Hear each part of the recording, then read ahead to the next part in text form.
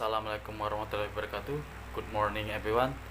I hope I hope you well and stay safe and keep this spirit for keep studying.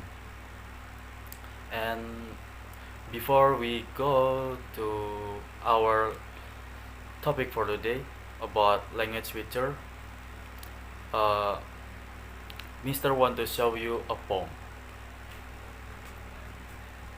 When things go wrong, as they sometimes will, when the road you are trudging seems all uphill, when the spirits are low but the tests are high, and you want to smile but you have to sigh, when care is pressing you down a bit, rest if you must but don't you quit. Jadi ketika ada yang salah, seperti yang kadang-kadang terjadi, saat jalan yang Anda lalui tampak menanjak, ketika semangat menjadi rendah tetapi tugas pegang tinggi, dan Anda ingin tersenyum tetapi Anda harus menghela nafas. Saat perawatan menekan Anda sedikit, beristirahatlah jika Anda harus tetapi jangan berhenti. Jadi maksud dari poem di sini adalah kita harus tabah ya dalam menghadapi segala cobaan.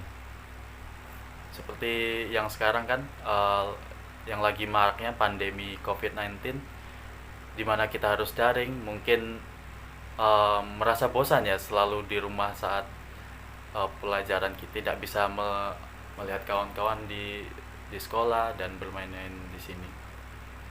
Dan tentu saya tidak bisa face to face. Dan kita akan lanjutkan ya.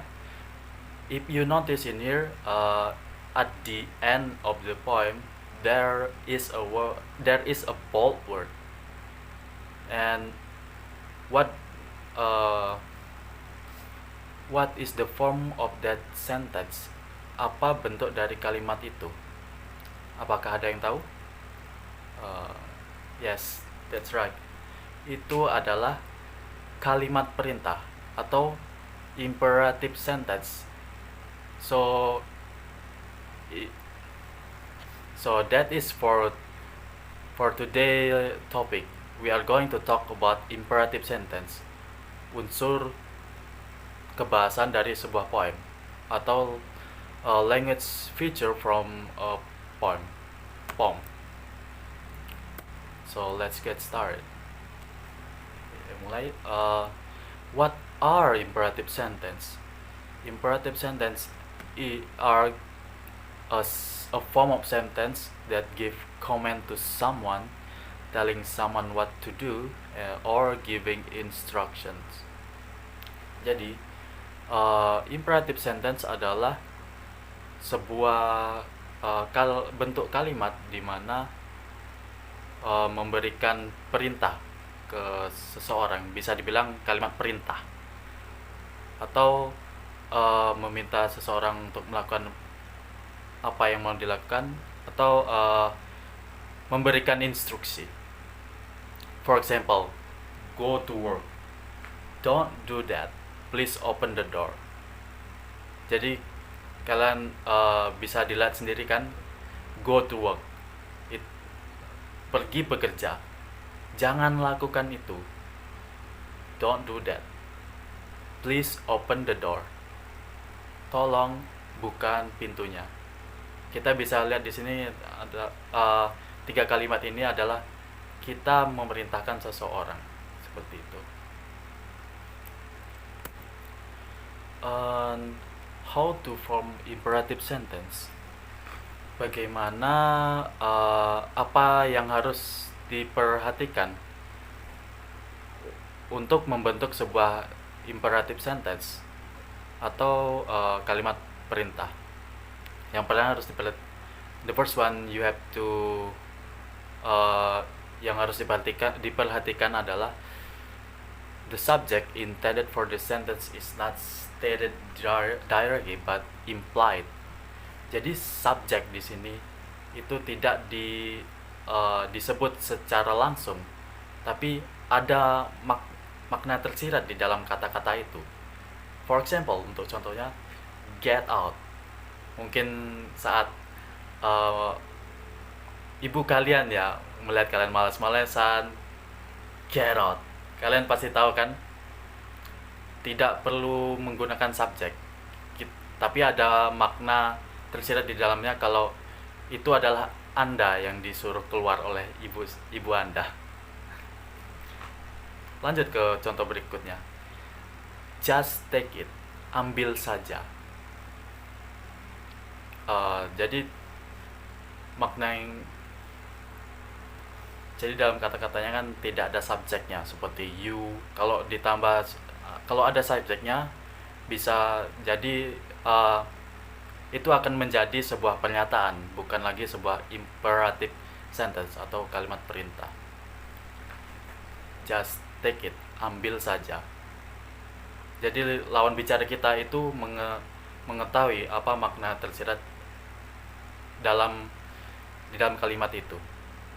Kita akan lanjut berikutnya. The verb use is the first form of the verb. Jadi kata kerja yang digunakan di sini adalah bentuk kata kerja pertama.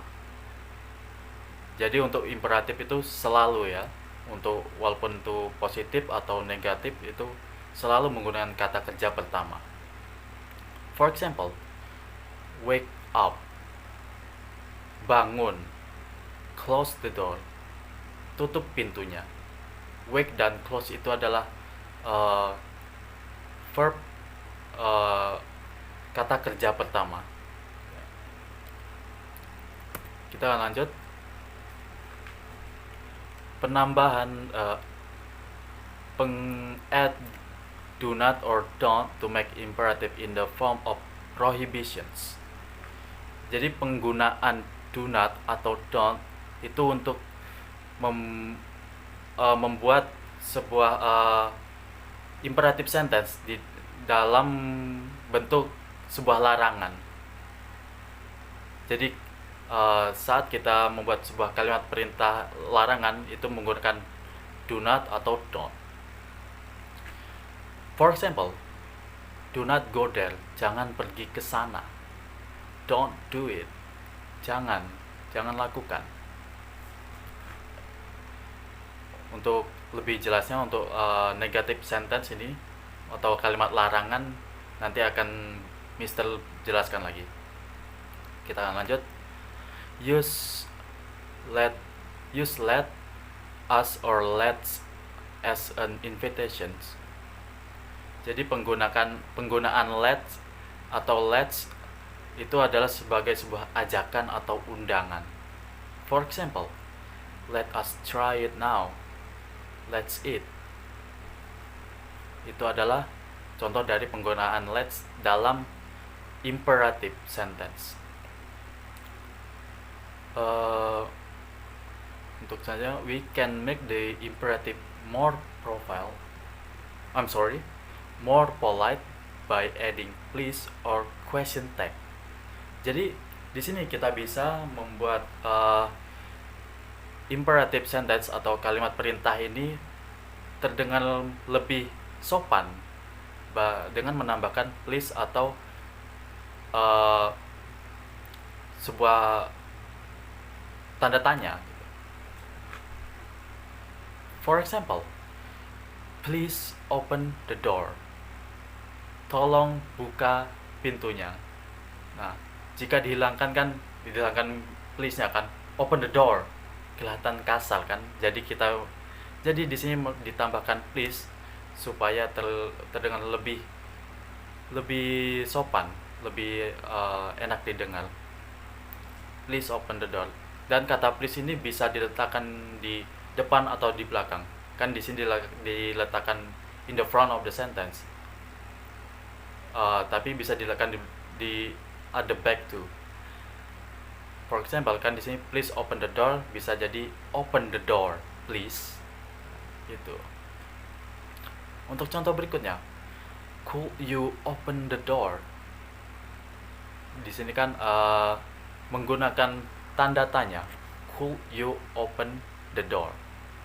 Question tag. Jadi di sini lebih untuk meminta. Kita kita memerintah orang tapi dalam konteks meminta. Next is rule for imperative sentence. Jadi ada sebuah peraturan di dalam kalimat perintah atau imperative sentence. Yang pertama adalah untuk positive imperative sentence. Kalau kalimat perintah positif, using verb, kalau menggunakan verb atau kata kerja itu rulesnya adalah verb 1 plus object complement. For example, lock the door, kunci pintunya. Verb 1 di sini kan, lock itu adalah verb 1 and the door adalah objek dari kata kerja yang ada di situ. Lalu kita lanjut ke contoh berikutnya, make a beautiful dress. Make itu ada verb dasar dari verb 1, dan beautiful dress ada objeknya. Yang kedua adalah using adjective atau menggunakan kata sifat. Jadi di sini rulesnya atau peraturannya adalah be plus adjective plus complement. Complement di sini bisa ditambah atau tidak ya. For example, be patient, jadilah sabar. Be dalam rulesnya dan patient adjective. Be smart, jadi pintar, jadilah pintar. Untuk selanjutnya, using noun, penggunaan kata benda. Be plus noun plus complement. For example, be a smart student, jadilah seorang murid yang pandai. Be a doctor, jadilah seorang dokter. Itu ya. Untuk selanjutnya, using adverb of place, penggunaan kata keterangan dari sebuah tempat. Rulesnya be plus adverb of place plus complement. For example, be at the campus tomorrow morning. Be at the adverbnya ada kata keterangan tempatnya adalah kampus, di kampus besok pagi. Be here before 8 o'clock. Tibalah di sini sebelum jam 8. Kita akan lanjut ke pembahasan berikutnya. Selanjutnya ada negative imperative sentence atau kalimat perintah negatif. To make negative imperative sentence or prohibitions, we only need to put the word don't in front of the sentence using either a verb or an adjective or noun or adverb. Jadi untuk negative sentence ini lebih simple ya, jadi lebih mudah dipahami. Jadi di sini untuk membuat sebuah imperative negative sentence atau kalimat larangan, kita hanya harus menempatkan kata don't di depan dari semua kalimat, baik itu menggunakan verb, kata kerja, atau adjective, kata sifat, ataupun noun, kata benda, ataupun adverb, kata keterangan. Jadi di situ juga bisa dilihat formula yang sudah Mr. buat. Don't plus verb. For example, don't touch anything. Don't touch anything kan, don't menempatkan kata-kata yang seperti tadi di dalam rumusnya, don't di depan, dan touch adalah verb. Contoh selanjutnya, don't be nervous, jangan jadi gugup. Itu adalah sebuah adjektif. Don't be a troublemaker, jangan jadi seorang pembuat masalah. Itu adalah sebuah noun ya. Don't be here at night, jangan ada di sini saat malam hari. Dan itu adalah sebuah adverb. Okay, I think it's enough for today, and I will send you the assignment for today.